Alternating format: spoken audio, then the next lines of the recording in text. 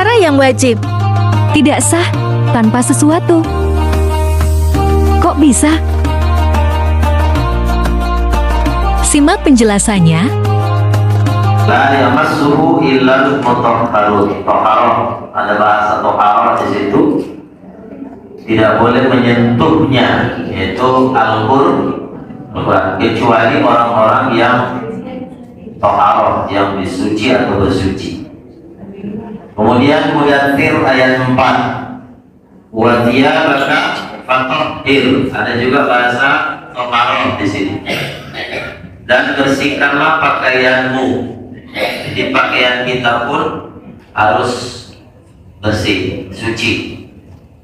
Kemudian diriwayatkan riwayat Muslim, ya, bahwa Rasul Sallallahu Alaihi Wasallam Nabi kita bersabda, at-tahuru syatrul iman, bersuci itu setengah dari iman. Kemudian Ibnu Umar pernah berkata, sesungguhnya aku mendengar Rasul Sallallahu Alaihi Wasallam tidak diterima sholat seseorang tanpa bersuci, dan tidak diterima sedekah dari curian illa bihi fahuwa wajib.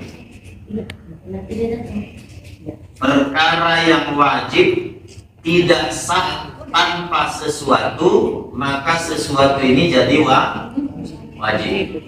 Itu kaidah fikihnya. Sholat tidak sah tanpa wudhu, maka wudhu ini jadi wajib. Nah, gitu dia kaidah fikihnya. Kita harus bersih atau suci dari dua. Satu hadas, satu najis. Dari dua ini yang kita harus bersih. Hadas dan najis. Kemudian yang harus dibersihkan ada tiga. Yang harus suci itu ada tiga. Kalau dalam syariatnya, pertama pakaian kita, kedua badan kita, ketiga tempat kita beribadah. Ya, badan, pakaian, dan tempat. Kalau hadas dan najis, hadas itu dua. Kalau hadas dua, hadas besar, hadas kecil. Kalau hadas tadi dua, kalau najis tiga, najis berat, najis sedang, najis ringan. Kalau tadi hadas besar kecil, kalau najis bukan najis besar, najis berat, najis sedang, najis ringan. Cara membersihkannya juga beda. Kalau hadas besar, mandi wajib. Kalau hadas kecil, berwudu. Dari sah? Beda dengan najis. Kalau najis berat, disama. Kalau najis sedang, menghilangkan tiga: bau, warna, rasa. Tidak selamanya orang kena najis lantas disebut berhadas. Contoh, ini saya kasih contoh nih. Saya kasih contoh. Orang yang buang angin, ya, orang yang buang angin menyebabkan seorang bernajis atau berhadas? Bernajis atau berhadas? Berhadas. Sebab angin yang keluar itu bukan najis. Betul kan, Pak? Kalau kentut itu najis, siapapun yang menghirupnya harus kumur.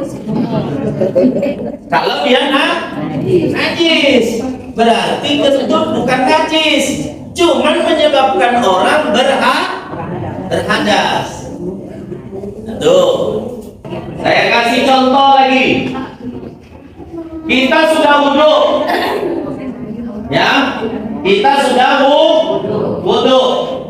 Kemudian kita jalan, kena tai ayam kaki kita. Batal nggak wudu kita? Tidak. Batal nggak wudhu kita? Nggak batal, cuman harus dibersihkan. Oh, iya. Sebab yang membatalkan wudhu itu tidak ada terkena najis. Makanya wudhu bukan membersihkan najis, tapi mengangkat hadas kecil.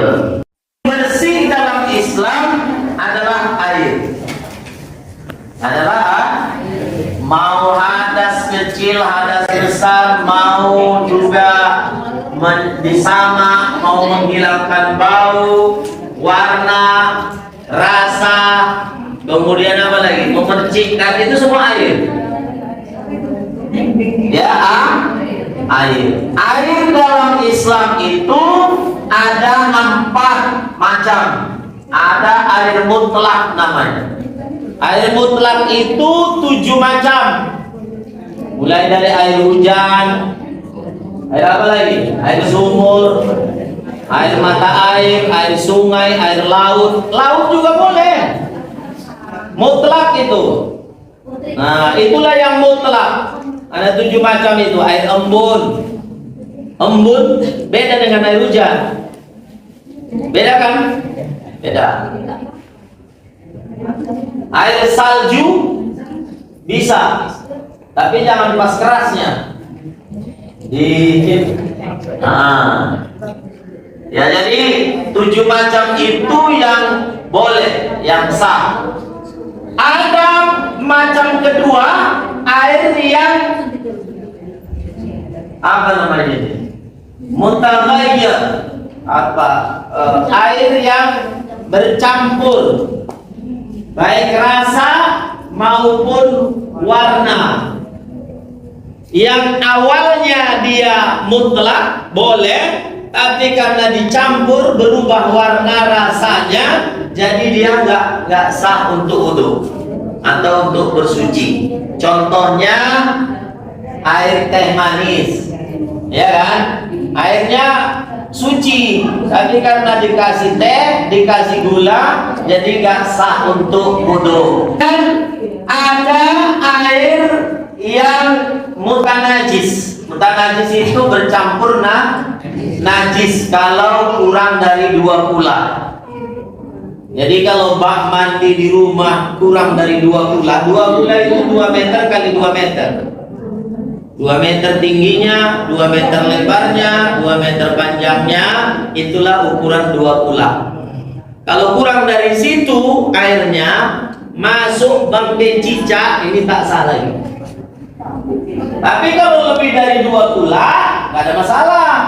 Ini air musammas namanya, air yang dipanaskan. Ya, baik air panas matahari maupun yang betul-betul dipanaskan. Maka sampai sekarang itu hukumnya makruh, bukan nggak sah. Debu, tayamum. Kalau nggak ada air, nggak ada debu, boleh batu istinja, membersihkannya. Nggak ada batu, benda padat lain seperti daun, tisu, tapi daunnya daun yang mulus lah. Fagsilu itu dibasuh. Fagsilu itu dibasuh. Wujuhakum, wajah. Dibasuh itu artinya apa?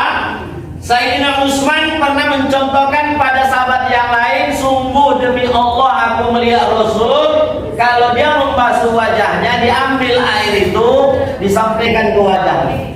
Itu namanya batasnya. Kalau atas ini sekitar normal tempat tumbuh rambut, kiri kanan pangkal telinga, bawah ini dagu, inilah digosok semua diri. Itu yang disebut wajah. Ini hanya mintoal kulitab, hanya bahagian dari tangan yang harus dibersihkan, tidak mesti dari tangan ke siku. Paham kira-kira Bapak Ibu? Tapi dibasuh itu berarti digosok. Nah, wudhu Ini usap kepala atau usap rambut?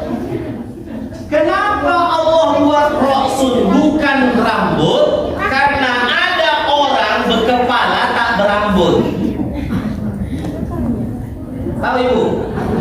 Kalau sempat dibuat Allah wamsahu bisahnun hanya rambut, bingung orang-orang yang tak berambut tuh.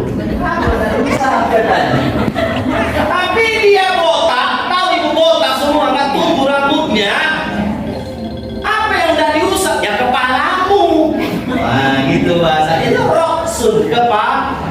Makanya Utsman mencontohkan ambil air, buang airnya. Bukan air itu dibuat mandi. Macam ayam mandi gula di situ. Kan ada anak-anak dulu berwudu di bilang bukan.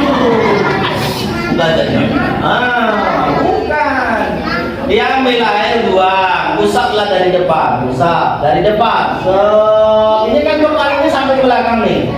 Dah, balikkan ke depan lagi. Sudah? Baru dia ke telinga. Karena telinga ini kalau dalam Quran ini termasuk kepala. Bukan, nggak ada di sini telinga, nggak ada. Itu. Nah, Imam Syafi'i membagi siap kepala diusap baru telinga. Namanya usap, bukan dibasuh. Usap aja, pokoknya usap. Nah, ya. Nah, tangan kanan. Terus tangan kiri. Selesai. Ada yang 3 kali. Ada yang mengamalkan 2 kali cuma. Ketepuk wajah. Dah, ambil.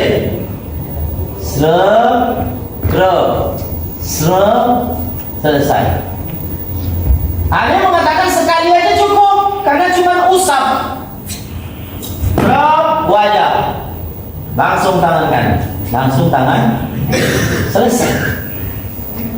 Jadi yang mana usah diamalkan terserah. Nggak bisa saya bilang ini nggak bisa. Tergantung keyakinan masing-masing.